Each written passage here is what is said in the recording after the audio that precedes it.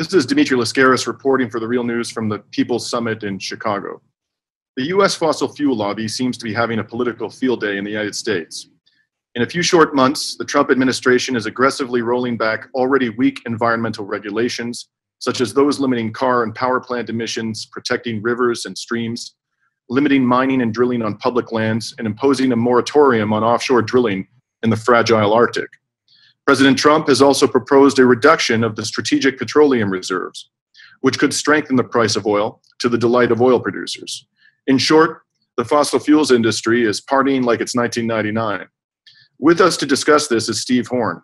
Steve is a research fellow for Desmog blog and a freelance investigative journalist whose work is featured in The Intercept, The Guardian, The Nation, and Truthout. Steve joins us from Indianapolis. Thanks very much for coming back on The Real News, Steve. Hey, thanks again for having me. I appreciate it. So I'd like to start with the Strategic Petroleum Reserves, or SPR as they are known. And I understand the U.S. government has 687 million barrels of federally owned oil stockpiled in Texas and Louisiana as an emergency energy supply. Why would President Trump seek to reduce these reserves? Who's pushing for this and why?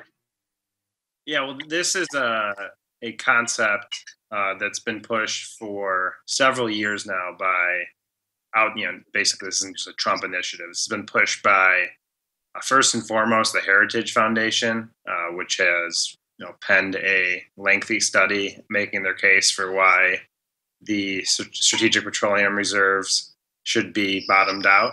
And furthermore, ExxonMobil in particular and others in the oil industry have lobbied for this as well over the past several years. So it's kind of been quietly happening behind the scenes, and then sort of all of a sudden it appears as a clause in Trump's budget proposal. And in the days since that has taken place, another outfit, the Institute for Energy Research, IER, which is funded by Koch Industries, they have also now written a report making the case for the bottoming out of the SPR. And so basically there are a lot of oil industry and petroleum industry interests pushing this, and I haven't fully wrapped my head around why, but I think that one of the major reasons is that investors in particular see the SPR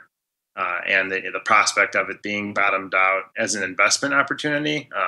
There already are a lot of other private inventories where the investors are able to invest capital, like in Cushing, Oklahoma. There's a huge tank farm, in Patoka, Illinois, a huge tank farm of oil and gas, petroleum products, and basically that are sort of a Wall Street investment cash cow. I see that sort of a similar thing may develop with the Strategic Petroleum Reserve and the potential privatization of it. And so an Institute for Energy Research has distinctly called it a privatization in their newest report. I think that's the way to see it. So it's not so much that it's anticipated to increase the price of oil, but rather that private investors will now have the opportunity to act as sort of a reserve or to hold reserves for the U.S. government, and this presents them with, as you said, an investment opportunity. Yeah, and for investors in oil trading, often it doesn't matter if the price goes up or down because of hedging and sorts of bets that they make. Sometimes the price goes down, they can still make money depending on where they were betting on that particular investment. So I think that at the bigger level, and people who are looking at it from a national security perspective, often the price of oil is discussed, but from a trader perspective, it doesn't matter that much if the price is high or low. It might matter for the industry at large, and the global industry, but for many investors, it doesn't matter that much. And you indicated ExxonMobil was supportive of this reduction. Was the company lobbying for this reduction when Rex Tillerson, the current Secretary of State, was its chief executive officer? Yeah, they were. There's nothing on file for the first quarter of this year that says that Exxon is currently lobbying on it, but that means de facto everything before that, he was the CEO for the past decade, and the lobbying did take place in the past few years while he was still the CEO. So that's important, of course, given that things like this are something that the Department of Energy would be a part of making this decision and overseeing the potential privatization of the Strategic Petroleum Reserve, but so would the Department of State, obviously, as a national security, diplomatic endeavor. I think that foreign policy endeavor. Of course, Rex Tillerson would, at least be briefed on this sort of thing, and of course, his company was lobbying on it before he became the Secretary of State. So this brings us to the whole question of conflicts of interest in the Trump administration. Tillerson said during his confirmation hearing that he would recuse himself for a year from, quote, any matters that might come before the State Department that deal directly and specifically with ExxonMobil. And please discuss an apparent conflict of interest you wrote about in your recent article entitled Tillerson Present as Exxon Signed Major Deal with Saudi Arabia During Trump Visit. Yeah, well, the headline kind of summarizes it, but some of the details are that when President Trump took his extravagant visit to Saudi Arabia, one of the things that was taking place alongside that visit was a CEO forum or convening in which CEOs of a lot of oil and gas companies and other companies met in Saudi Arabia concurrently with Trump's visit, and he went on that trip with Rex Tillerson, with his top economic advisor, Gary Cohn, with his Secretary of Commerce, Wilbur Ross, and others, including his son-in-law, Jared Kushner. And while that Trump trip was taking place and the media sort of was honing in on what was taking place there, the CEO forum was also taking place. And at the CEO forum, ExxonMobil's current CEO, Darren Woods, was present. He was a speaker there. And during that forum, I guess at the end of it, they signed, they signed some sort of deal that was about a study.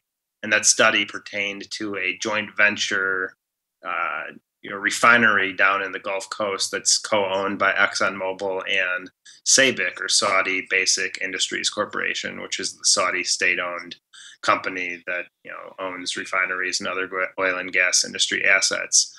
And that refinery is not in place yet, but it's moving forward. It just got massive subsidies from a local government, county government, school district down in the Gulf Coast, San Patricio County, which is where Corpus Christi, Texas is located, and that plant will be close to Corpus Christi. So basically, bigger picture, many have probably seen ExxonMobil's commercials on TV where they're talking about growing the Gulf. This particular plant is a big piece of that plan, on which they are going to have this new cracker. It's called a cracker facility because it refines plastics, or refines natural gas obtained from fracking into plastics. And so they signed this deal. And then right after they signed the deal, Woods went from the forum back to the Saudi royal palace, in which Donald Trump was there, Tillerson was there, and they had sort of an additional signing ceremony and a photo op. And if you look at where my story came from, if you look at the Saudi media, not the American media, but the Saudi state media, you see pictures where they were all together in this same exact room. Maybe in Saudi Arabia, they didn't realize that this may have very likely been sort of in defiance of Rex Tillerson's 1-year recusal period, but I did notice it, and so that's sort of the nuts and bolts of the story. What's going forward is that the group American Oversight has filed Freedom of Information Act request to learn more about Tillerson's role, to learn if he actually knew that Woods would be there. So this is an ongoing investigation, but what's already known is that he may have acted in defiance of that 1-year recusal period just by being present when this sort of thing was signed. All right.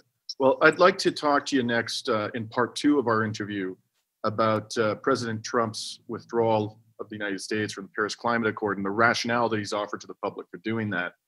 Thank you for joining us, Steve. Yep, thanks for having me. And this is Dimitri Lascaris for The Real News.